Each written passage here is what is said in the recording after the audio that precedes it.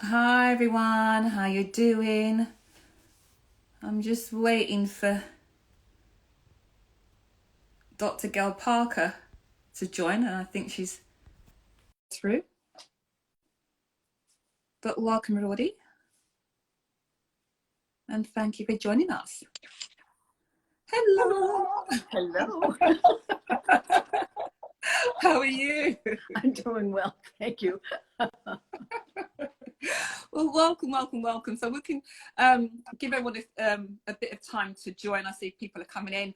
So can you please let us know if you can hear us by waving or giving us some love hearts, just to make sure all the technical side is working.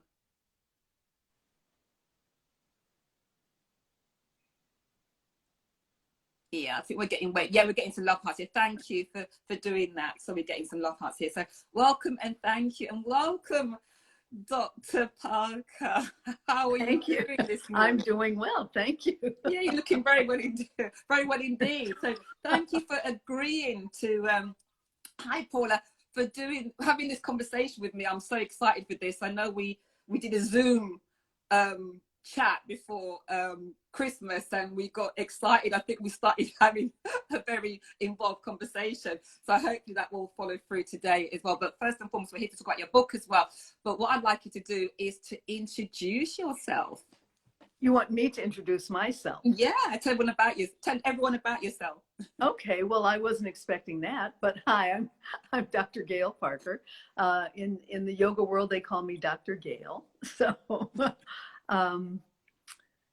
I am a psychologist. I closed my private practice about 6 years ago and was able to make a fuller commitment to applying psychological principles for recovery from stress and trauma to the practice of yoga, which I had been doing, but I was now able to take a deep dive into it. And so in 2017, the International Association of Yoga Therapists invited me to make a presentation on a theory that I had mentioned, that I think that restorative yoga is applied therapeutically is an effective way of addressing issues associated with race-based stress and trauma. So believe it or not, that was what, 2017, 18, 19, 20, 21, 22, 5 years ago. In 2017, this was a conversation that was hidden. People were not talking about race and ethnicity. And so it's amazing, really, that in 5 years that has shifted. So I made the presentation. It was a 95% white organization. And so I was a little shy, I'll say, about making this presentation to this audience because I didn't know how it would be received. But it was received beautifully. And I was invited to come back the following year to give a plenary speech and to do a workshop. And that's when Singing Dragon, the publisher of my two current books, approached me and said, "You need to write a book on this." Yeah. I was stunned. I think I said, "A book?" That was a 20-minute talk. But as it turns out, it has turned into two books. And I'm very excited and happy to be here and happy to share all of this with you. So that's just a little bit about me. Yeah, and basically, Dr. Gail, can you tell us about your yoga journey as well, so we have an idea of your background, how you got into yoga, and how yoga's helped you? So I started practicing yoga over 50 years ago. Yes. And I was 23 years old. Mm-hmm. And there were no such things as yoga studios in those days. This was in 1968, I think. I was living in Detroit, Michigan at the time, and it was the year after the riots that really devastated the city had occurred. And so the population was in a healing, it was still grieving and trying to heal from this particular form of trauma. I stumbled across this yoga class that was being offered at the Detroit Institute of Arts. And so out of curiosity, I decided to go. And that's what I called it. Curiosity drew me there. I think it was much more significant than that. But I followed my curiosity and I took this class, and I will tell you something. The sense of inner peace that I experienced was like nothing I had experienced before, and something I had been longing for a very long time. At the time, I was involved in a physically abusive relationship, marriage. But I was doing what many people who find themselves in that situation do. I was in denial and pretending that it wasn't really happening, wasn't telling anybody about it. And in one talk I gave, what I said is I did everything but leave. I did everything but leave. I tiptoed around. I tried to be nicer. I stood up for myself. I did all of these things.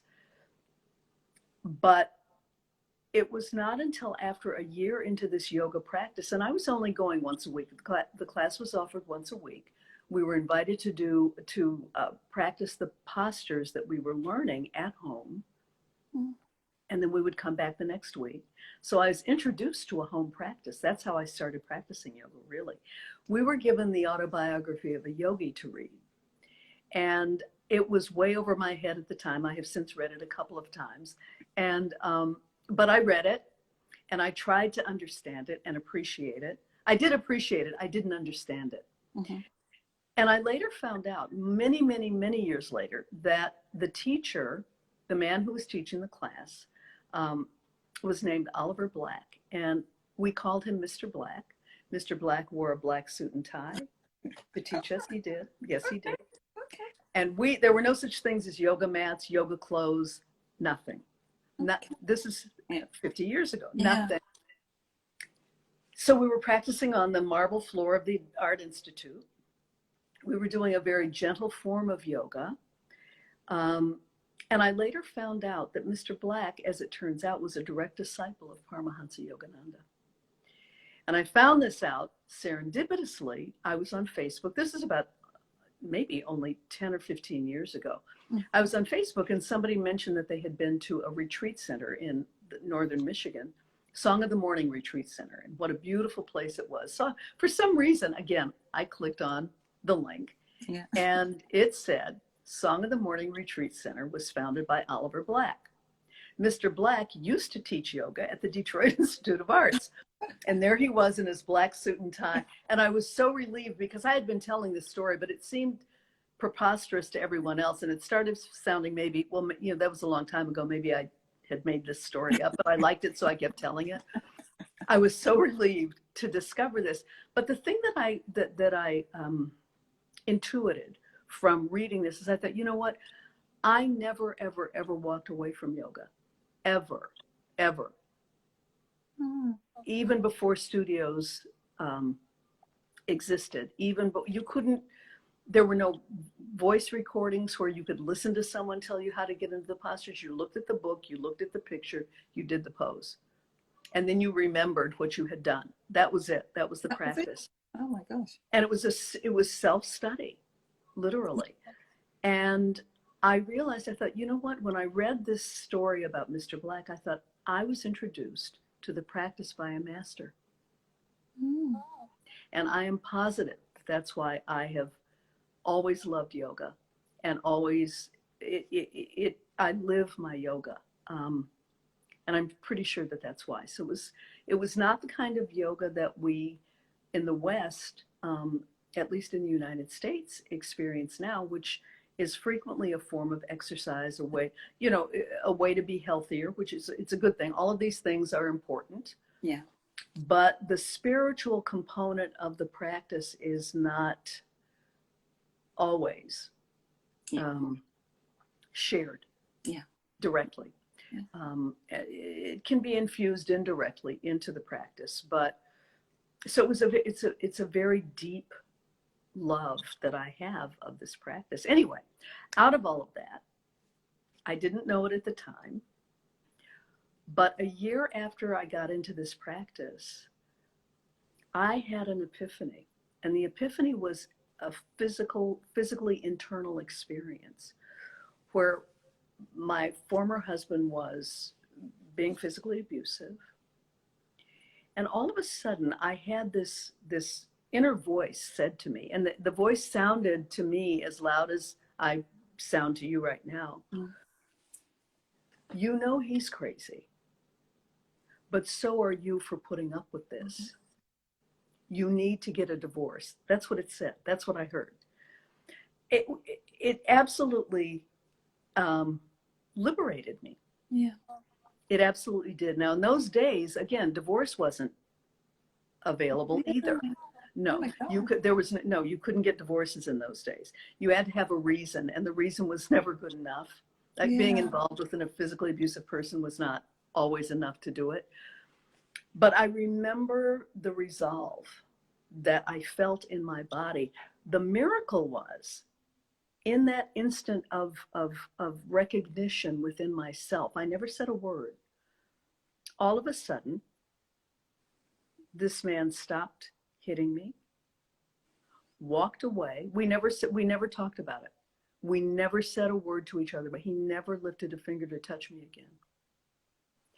And so I didn't know it at the time. It just felt like amazing to me. But over the years, I've realized it was the energy, that there was an energetic shift in me that resulted in this. It changed. I changed, and so did he fundamentally. A year later, I was divorced. I was back in graduate school, working on my doctorate in psychology, and so that's again my I think it's an important story. Yeah, no, it you know, in the lineage that I was introduced to, Paramahansa Yogananda teaches and talks about self-realization. Yeah. Self-actualization. Yeah. And self-realization goes beyond the psychology of understanding yourself. It is the awareness that I am more than that. I am more than that. There's a higher level of consciousness that I can access, that I am. And so that for me, that's the practice. Continuing to try to access that reality. You know, I forget it from time to time. I remember Marianne Williamson, who is a well-known author, said one time, as it turns out, for some reason, she became a minister at a Unity church in the Detroit area.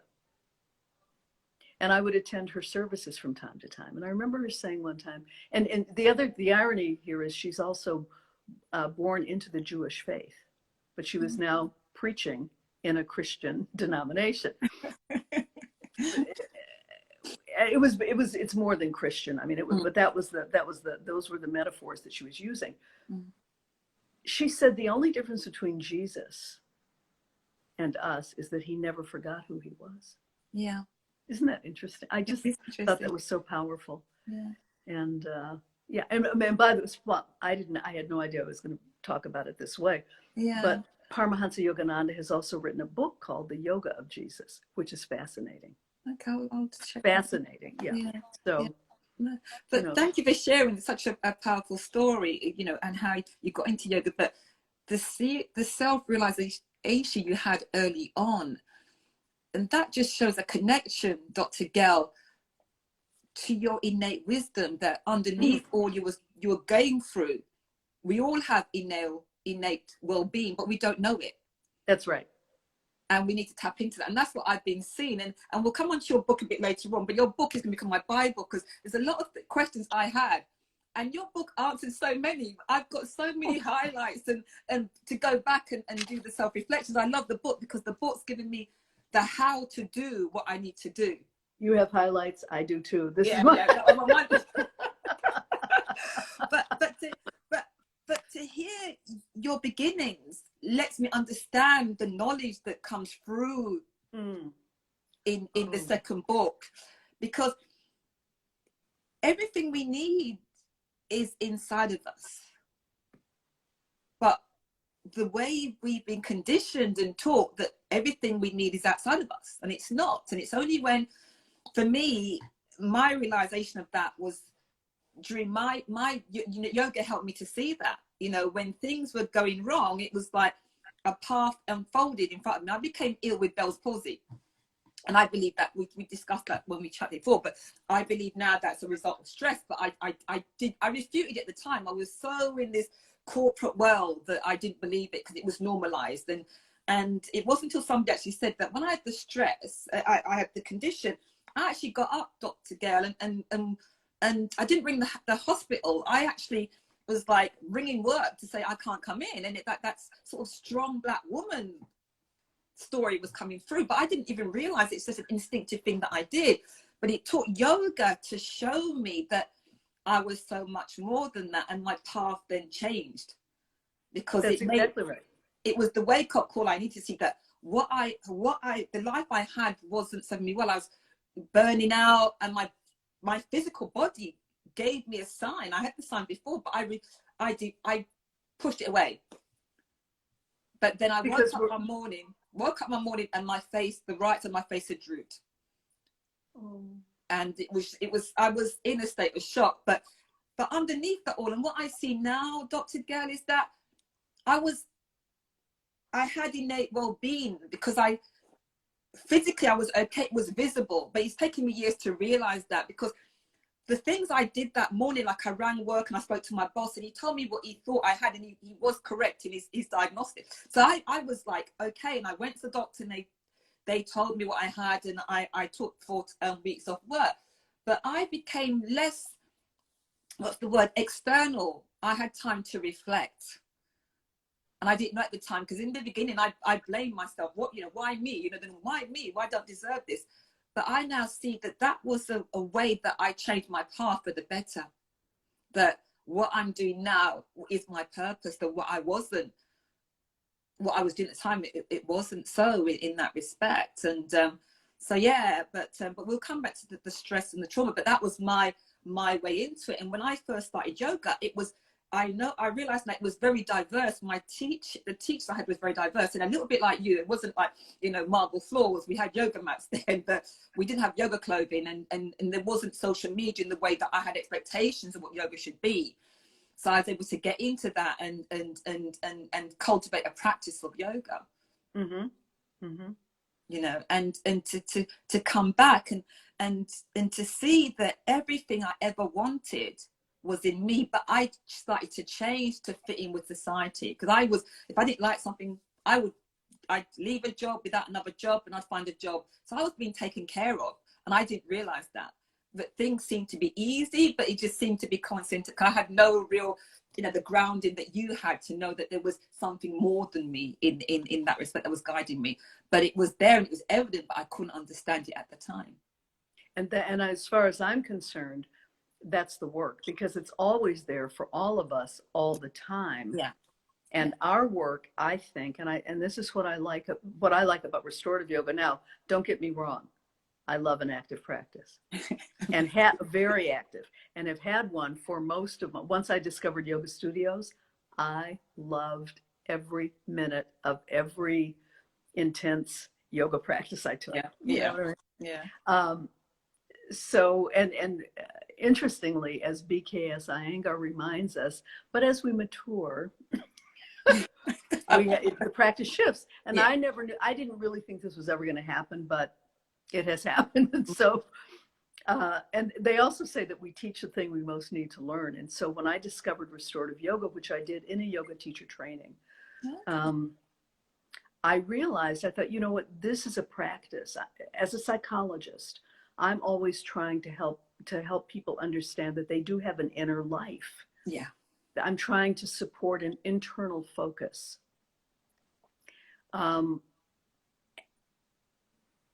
Understanding that we know that there is external reality. Mm. Most of us have figured that out, which is why we're still here to tell the story. We know there's an external reality, but there's an internal reality as well. Mm-hmm.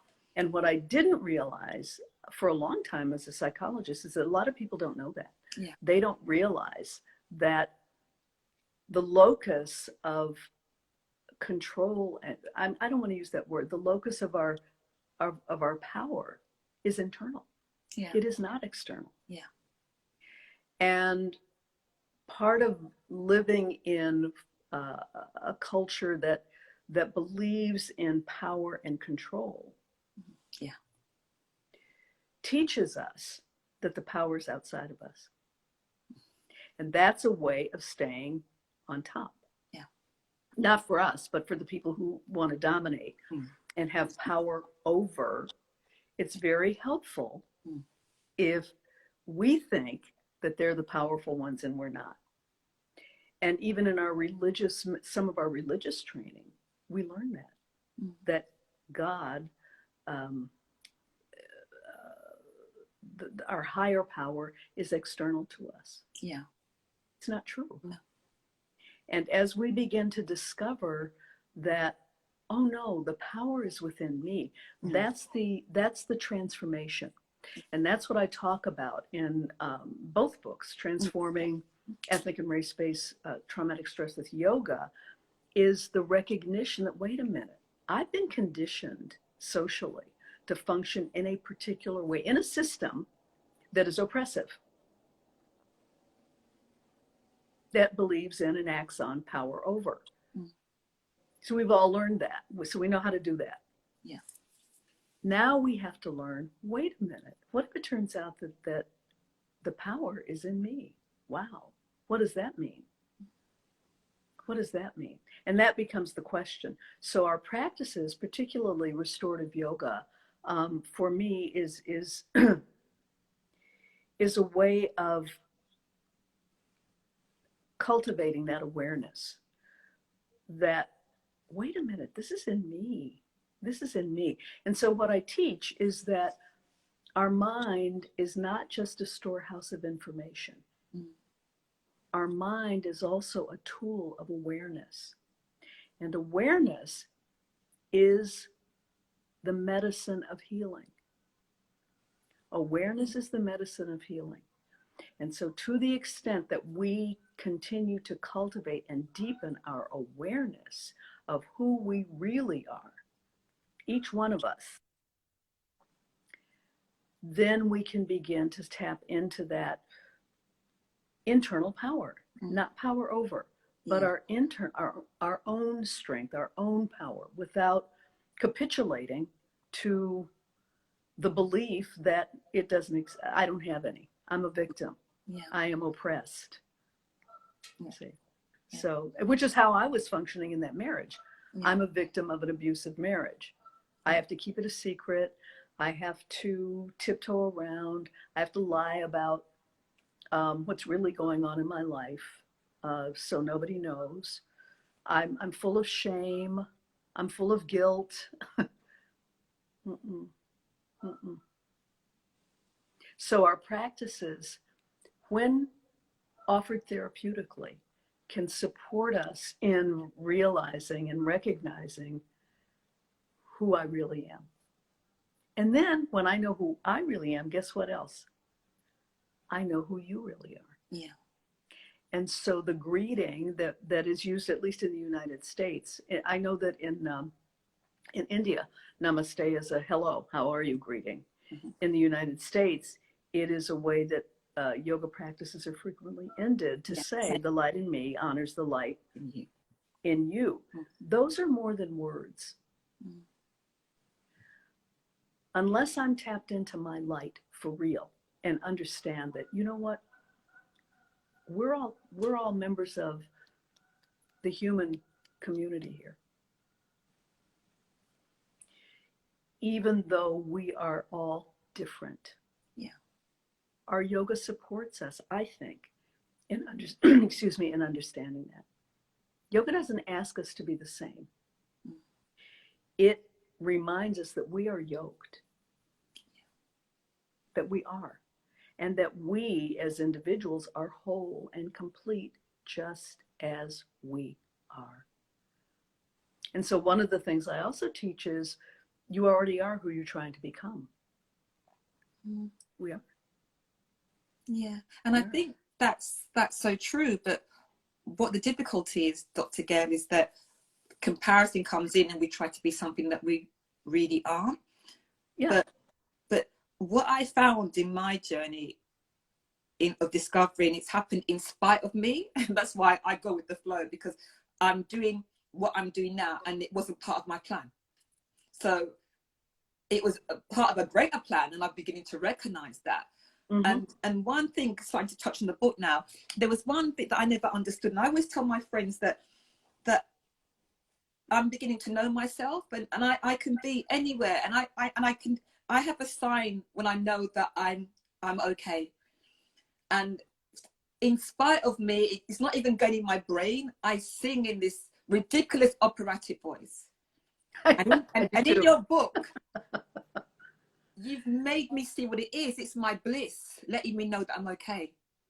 My bliss body, because I've been, I don't know, and people say, what is it you're describing? But now, no matter what I'm going through, when I do that, Dr. Gail, I know I'm fine. There's nothing for me to worry about. I have no control about it. I'm fine, and it invariably is. And I've discovered that, but for our thinking, that's how we come out of our state, our innate state. And you mentioned that, and there's other ways that I come into this, but your book just brings it all together. It's like, oh my God, this is more than yoga. Your book is so much more than yoga. Yes, it is. Yes, it is. Yoga was the excuse to write this book. But that's what I say to people anyway. I mean, whatever you're doing is the excuse to be all that you can be and to support other people in their growth to be all that they are. I'm not even going to make that a future event. Yeah. To be all that you are. Yeah. It's not a future event. And so I think that the transformative process is a process that helps you realize, wait a minute, this is now. I don't have to project this into the future, because to the extent that we project it into the future, we aren't it. We're just, it's a future event. Yeah. And so it's important. One of the things that I teach in this particular book, this book is a companion to the original, to the first book, because people kept asking me in the first book, well, how do I do that? How do I do that? Now I'm not prescriptive in my approach to any of this, and nor was I as a psychologist, much to my clients' frustration from time. Well, just tell me what to do. Sometimes I did, and then you get an argument. Well, that was the wrong thing to say. But when I would do webinars introducing the concepts of utilizing these practices that are transformative. Well, how do I do that? People were always asking. So I would say, originally, well, you do the practice. I quickly realized this is not a sufficient answer. People really wanted to know, how do I do that? So I thought, okay, well, I'll write about how do I do that without being totally prescriptive. But one of the things that I recommend in this book and teach in the book is that the yoga postures that we embody, that we do, can be symbolic of states of being and consciousness that we carry with us. So, for example, one of the postures that I talk about is child's pose. Yeah. And I say that this is a posture that we can use to reclaim our innocence. All of us have, to some extent, lost our innocence or are guilty of things. This is a way that we can embody reclaiming innocence.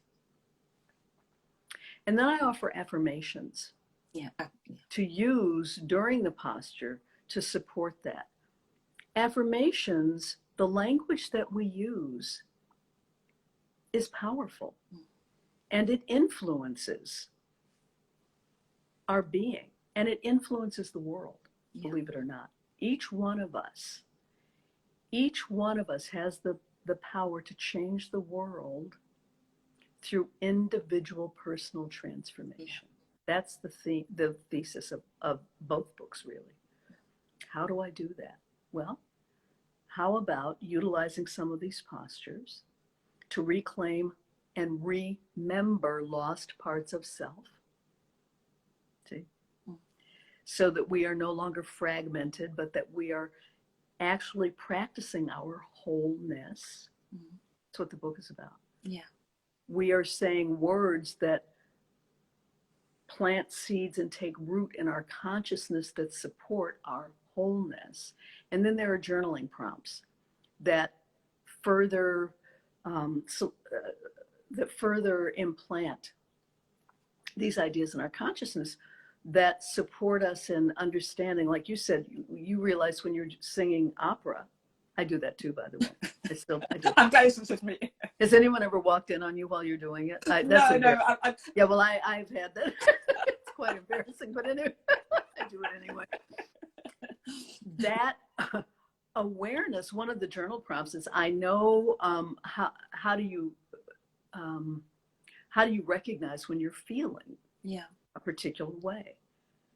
And an answer in your case would be when I spontaneously break into this ridiculously operatic voice that brings me joy. Yeah. And it's not the voice that brings you joy. It is the expression of the joy that you are. Yeah. And it's not even about feeling. If I were to rewrite this book, you know, I edit, I could just go over and over and over, and I do. I never stop. I thought, oh, you know what? If I were to do it differently, what I would say, because in the affirmations I say things like, I feel open, I feel refreshed, for example, or I feel loving, I feel loved. Let's use that one. I would shift that language, and I would invite you to say, I am loving. Okay. I am loved. Yeah. This is more than feeling. Yeah. This is more than feeling. It is our identity. For real. It is. Yeah. Yeah. We need to claim it. We need to live it. Yeah. And that's really what the book offers, I hope. Yeah, no, it does. Because I'm going to definitely go back, because I love that, you know, as you say, you get the postures, the affirmations, and you also have the areas where you can actually put your thoughts down as well. So I love that. But what I love about the book as well is what you share as well, because you share personal experiences, like what you shared about your grandmother. You know, how we as people of color, that we don't always share. We've been taught to keep our business to ourselves, so to speak. And I never looked at it like that when you said you made the inquiry to your grandmother, said, why is your hair straight and mine's curly? And she sort of brushed it off, and that years later you realize, because it was shame, because of what transpired beforehand. I want to speak to that, because I think that's important. I didn't brush it off. Because what she said was, or she didn't brush it off, I'm sorry. Oh, okay. What she said was, when I asked her, why is your hair straight and mine is curly? And she said, I don't know, because there's been no white blood. Now, my grandmother looked like she was white. Oh, okay. She period. I mean, she just did. Yeah. I don't know, because there's been no white blood in our family for years. And I was a child, and number one, I didn't know what white blood was. What is that? I thought blood was red. This is what I'm thinking. You know, duh. You know, kids are literal. Yeah. White blood? What is that? I knew not to ask her any more about it, though, because in those days you just didn't question your elders.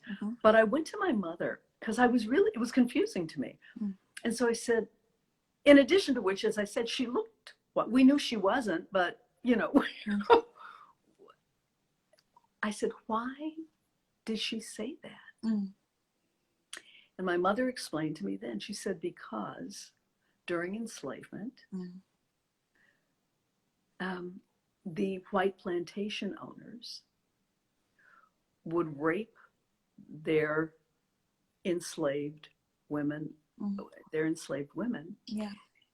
And that is a source of shame for these people, for this generation. So they won't talk about it. They deny it. What I think is exciting about the times we're living in now, and I mentioned this in the book,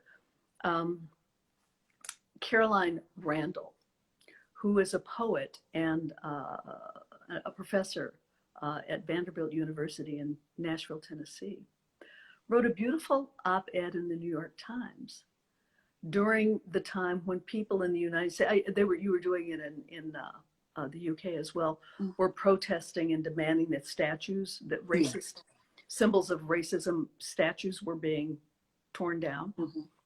She wrote an op-ed and she said, I am a testament to, she said, I have rape-colored skin. She said, she talked about having rape-colored skin and talking about the fact that she looked the way she did because of rape. And she said, I have as much right to talk about these people as anybody because my ancestors were the men who raped my, you know, the females in my family. It was so liberating for me because I thought, oh, she's not ashamed. Yeah. She's talking about it unabashedly, and it was written so beautifully. It's the story. I tell the story. Yeah, I read that. Yeah, better read in the book than me telling it right now. But for real, if you decide to get the book, everybody get the book. Get the book. It's written better than it's being said right now. Yeah. But it was so liberating for me because it gave me, because I grew up in a culture where that was shameful. Yeah. In a family they were ashamed of that. So I internalized that shame as well. I didn't know I had, but I had. Yeah. I was ashamed sometimes of looking the way I look. And when I used to straighten my hair, I looked whiter than I do, you know, and have been mistaken for white, which was also a source of deep pain and agony for me as a young woman. Yeah.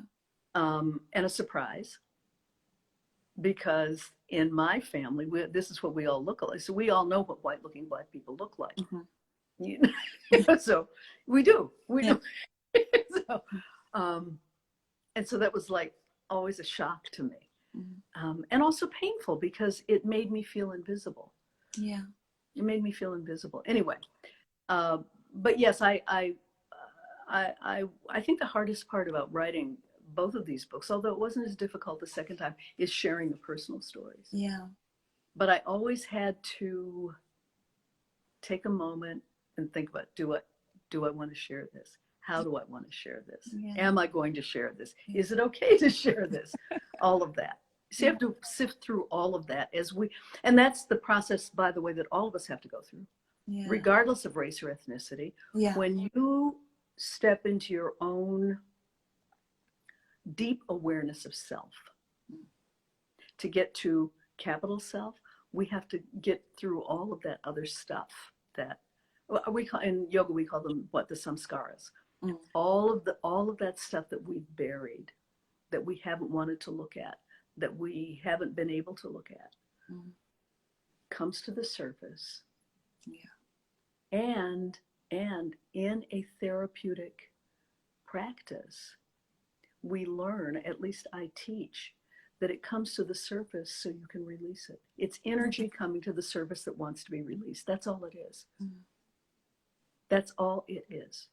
And when we can learn to be still while this stuff is bubbling up and trust that it is bubbling up so it can be released, that's the work. Yeah. That's the work. That's the healing. And that's difficult for me because, you know, I've just started writing myself, and I suppose it's so refreshing to see how much of yourself you were able to share in your two books. So hopefully it'll get easier for me. But that's, as you say, is the healing.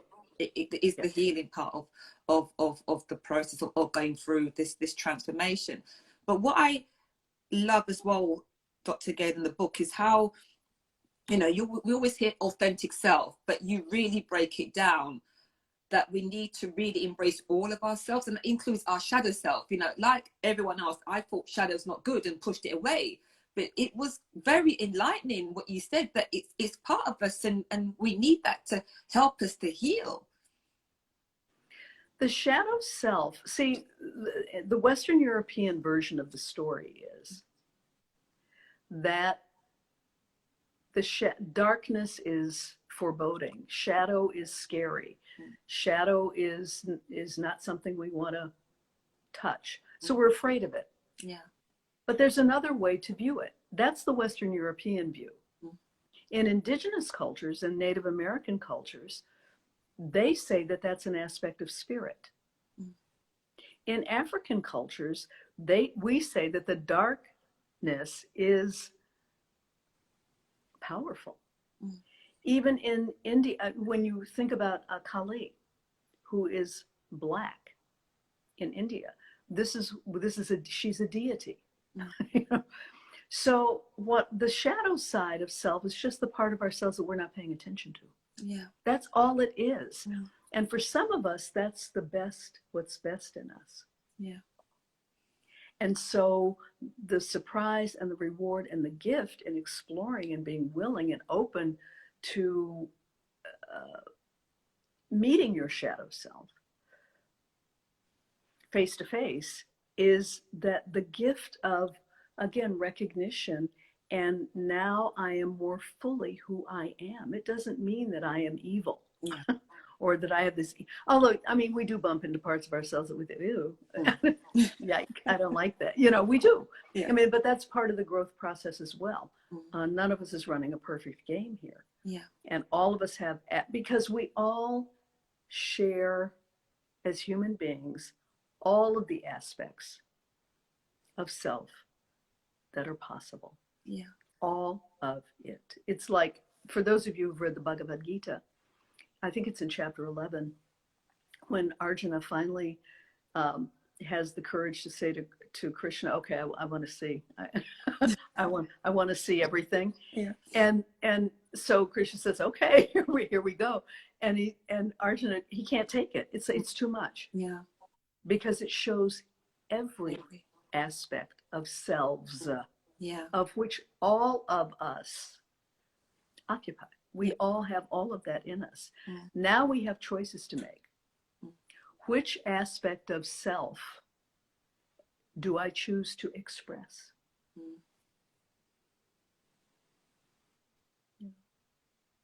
That's a choice. And by the way, that's where our freedom lies. Our freedom lies in our ability to choose. That's where freedom is, period, for everybody.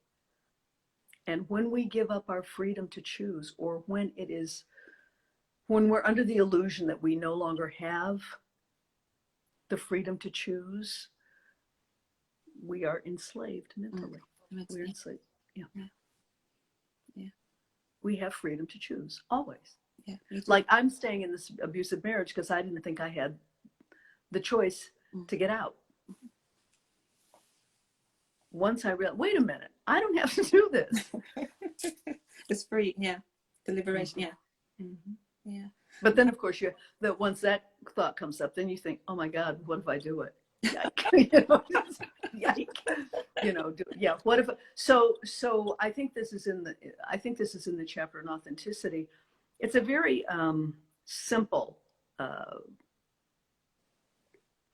map of personal growth, and it's overly simplified, but for purposes of the book, I think it works. You know, we have all been socialized to function in society in a particular way as children, which means that we've all had to give up parts of self that are genuine and authentic. Periodically throughout our lives, we get this, I call it the cosmic tap on the shoulder, that invites us to step into ourselves more fully, to examine. See, there is no such thing as just one self. There are a multiplicity of selves, and the work is to, how many selves can I occupy? You know, how much of me can I occupy? So when we're invited to step more fully into our authenticity, which sounds like a great idea for those of us on the path, doesn't it?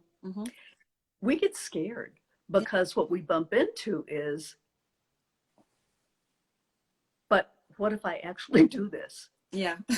You know, what does it mean if I actually leave the familiar to step into the unknown, the unfamiliar? And so sometimes we run back to the familiar and say, you know, it's not worth it. Yeah. But for those of us who take the leap, I think it's important to appreciate that no one else can do it for you. Yeah. But it's helpful to have guides along the way who've done it. Yeah. And that's why I'm so grateful for you. Yeah. Thank you. Yeah. And then, wait a minute. And then that's how we get closer to our authentic selves. Yeah. But it's an ongoing journey. It's not something you do once and okay, that's it, I'm done. I am now my authentic self. Yeah. No. Yeah. This is the never-ending story, folks. And I'm going through that right now because, you know, I thought in the first iteration of me that, you know, the corporate life was the life I wanted, and doing yoga was meant to be my plan B when I retired, but it became my plan A without me even realizing it, type thing. And right now, and doing what I'm doing now was never part of my path. You know, the anti-racism work, the social, was never part of my path. So where did that come from? But it feels so right.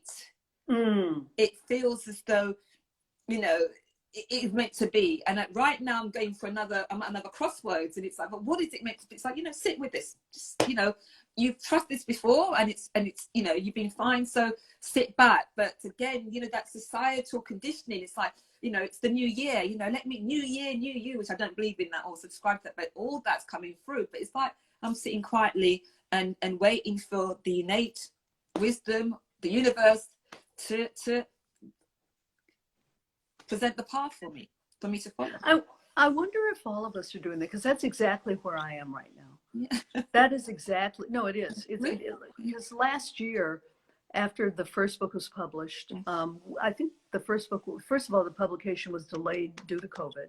Okay. And then it was published 1 month after George Floyd was murdered. Okay. Now, I was thinking that no one's going to care about this book because COVID is going to be more important, you know, to everybody than anything else in the whole wide world.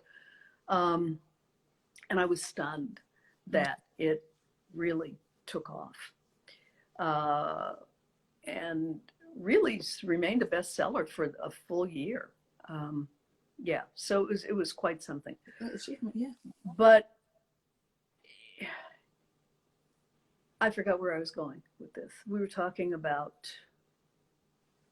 the unknown, the change at the moment. The changes, yeah. And so I remember last year you invited me to talk about the book, and I couldn't do it. I was overwhelmed by requests and COVID and George Floyd, all of it. It was too much. I couldn't do it. So thank you for inviting me back. I appreciate it. So this year, I have finally accepted the fact that I'm exactly where you are right now. Sitting and waiting to hear what the next step is. Now, I believe that the past 2 years that we have all spent having to be still, even though some of us have not been, but that the universe has provided us an opportunity to sit down and be still and engage in contemplative practices. Because I believe that we are at a period of evolution in our consciousness. Yeah, I believe too. Now, I don't know who's going to, you know, jump on that bandwagon, but it's an opportunity for us to really go deep into our own psyche and into our own psyche, I guess, to hear what's being asked of me. I call that spiritual activism. Instead of having to always do something, there's a time for doing something and there's a time for doing nothing.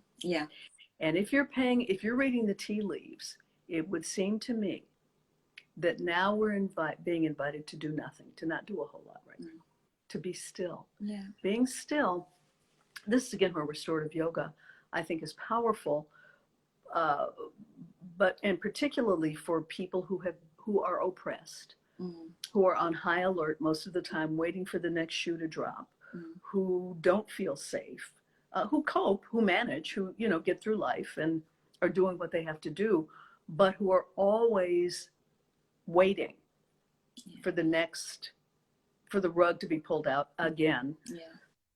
Being still is very difficult because people feel safer being on high alert than they do coming into that place of stillness and quiet and vulnerability.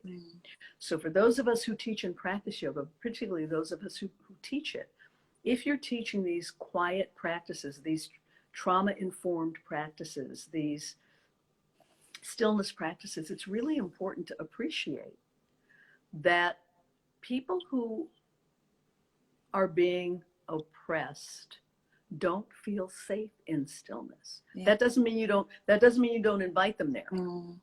It means that you make sure that they have an experience of safety in stillness so that they'll come back until they expand their window of tolerance for it, so that they can drop into that deep level of peacefulness within. Yeah. See, that's again what I think these practices have to offer everybody, not just people of color. Yeah. Although that's it's interesting because the first book, Restorative Yoga for Ethnic and Race-Based Stress and Trauma, and this one is too, talks about ethnic and race-based traumatic stress. We're all traumatized by issues of race and ethnicity. Just because you may not identify yourself as a race, which dominant cultures tend not to. Yeah. They're the norm. Everybody else is the other, the race. Doesn't mean that you are not impacted. One of the things that we know as yogis, and not just more than yogis know this, but we learn anyway, that we are all connected here. I mean, quantum physics tells us that. We're all connected. We're not running around here as separate beings, although you would not know that based on the way certain people are acting. The I myself alone can do it crowd. It's that. That's an illusion. It's not true. Yeah. We are all connected. So if I'm hurting, so are you, whether you know it or not. Yeah. And that's so true. Yep. Yeah. But thank you for a wonderful conversation, Dr. Gail, because one thing I want to touch on before we go, because our time's coming up, but you have such a wealth of experience and lived experience. And one of the things that we discussed briefly was the fact that your experience involves segregation. And I can't fathom that. So it involves what? And living in a time when segregation was the law. The law, that you have that lived experience, and it's hard to comprehend that. But do you think, and I have an idea what you're going to say, but do you think things have changed from those days to now? To the extent that things are changing, the shift that I would like to see is that we shift away from believing that the changes that we need to make are political, legal, and social. We need to change within. We need to shift consciousness. Yeah. We need shifts in consciousness now. So I'm hoping that those of us who appreciate and fathom that are leading that charge. Yeah. This is not something that laws can't change what's happening. Yeah. Politics can't change what's happening.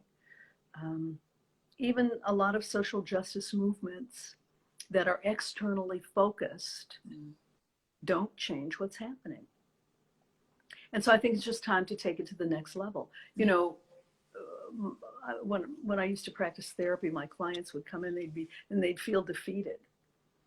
Why? Well, because I feel like a failure. I feel like an imposter. I feel all these negative things. And what I was very clear about is that the universe invites us to continue growing. In other words, you really don't have much of a choice. Well, you do have a choice, I guess, but not really. Yeah. We get catapulted to the next. Once you've mastered one level of consciousness or anything else, you get catapulted into the next level. And let's say you're at the top of your game. Now you get catapulted into the next level. Guess where you are? You're at the bottom of your game at the next level. Yeah. So it's not that you're a failure. It's that, I have to start here. Yeah. At the beginning. Yeah, we do. It's like getting on your yoga mat. Don't we say each time you get on the mat? Yeah. Get on with beginners. Yeah. Yeah, so we need to cultivate beginner's mind. Yeah. Or remember that. And practice that. So one of the things that are we almost done? We are. Yeah, we're gonna have to continue this conversation. We're gonna have to continue this conversation another time. I'll definitely invite you back.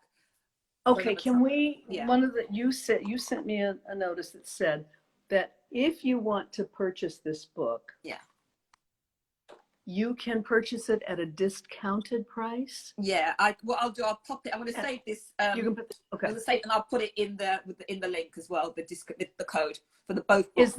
Is that for people in the UK or people all over? I'll double check, but I'm assuming it's all over because there was no. Okay, and then in order to realize that discount, do you have to go through Singing Dragon through the publisher? Yeah, I believe so, but I'll double check and I'll put it in the post. Okay, great. Upload this. That's all. Okay. Shameless plug. Yeah, no, don't. That's the conversation was about the book as well, but thank you, Dr. Gail. It was well worth the wait. We got there in the end, and I'm sure we'll have this conversation again when you have more time. I hope so. Yeah, we definitely will. We've made the connection now, but there were so many lovely comments, and hopefully we'll see them on the replay. But thank you. You know, I'm gonna go away. This is my new Bible. I'm not just saying that. It really is. It's helping me so much. So thank you. Thank you. Yeah. Thank you. Thanks, Donna. And have you got your email? Everybody. Your email details so people can follow you. Your details before we go. Email or your contact website? details. Your contact details.